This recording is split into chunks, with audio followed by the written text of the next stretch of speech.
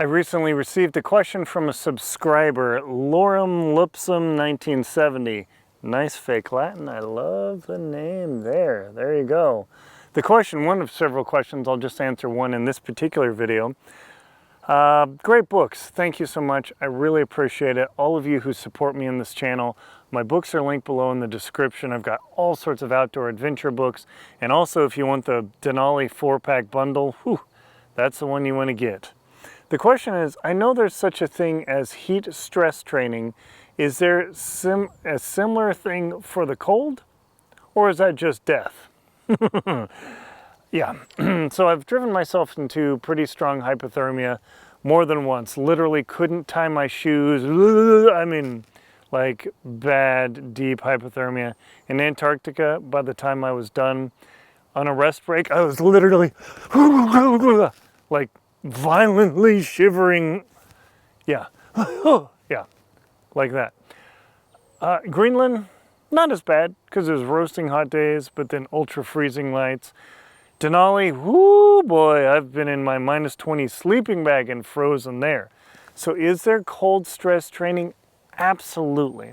When I first arrived in Antarctica, I was cold for like a week, just like, oh, Jesus, freezing. But after 2 weeks, I was out in a lighter shirt, even though it's -30 degrees, with a light breeze. The wind is everything. With just a light breeze, the wind was blowing just lightly. I'm out with just my basic fleece jacket, walking around outside of my tent for a few moments, like, oh, man, this is great. It's still -30 degrees. Two factors.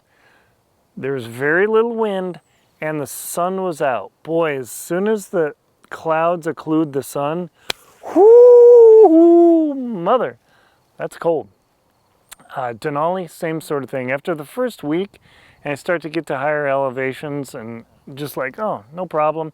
I mean, I've been at 11,000 foot camp, and it's so hot there, I have to grab chunks of snow and like scrub them all over me because I'm broiling. And then as soon as the sun drops behind the horizon, freeze fest. So yes, there is cold training. I live in the northern Rockies, for instance, and when November and December comes, come February, March, and we get a little bit of a warm snap, it gets up to 70. Man, I'm doing like this striptease thing. It's just roasting hot. So yes, there is cold stress training. However, if your cold core temperature or your core temperature gets too low, you're in fatal death. Now there is the guy Wim Hof, I think it's pronounced Wim Hof. That dude can sit in ice buckets like no problem. I've chunked through ice ponds and smashed through them, so I know how to do it. I've Greenland, frozen rivers, ice chunks floating by, severe, I was in trouble. So yes, you can train yourself. You can, if you get too deep in hypothermia and you stop shivering and you start slurring your words and you get tired, you're on your way to death. No two bones about it. So be careful about that. Don't push yourself to where you're psychologically going to negatively respond to the cold, and then you get fearful, you get cortisol dumps, all sorts of stuff happens. So do be careful.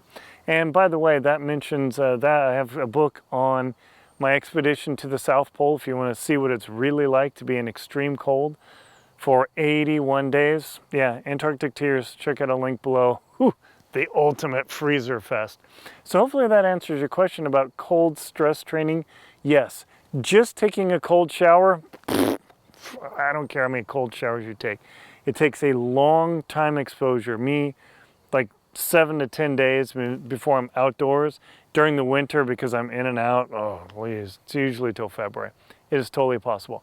Please leave questions in the comments below. I will do my best to answer them for you and other people.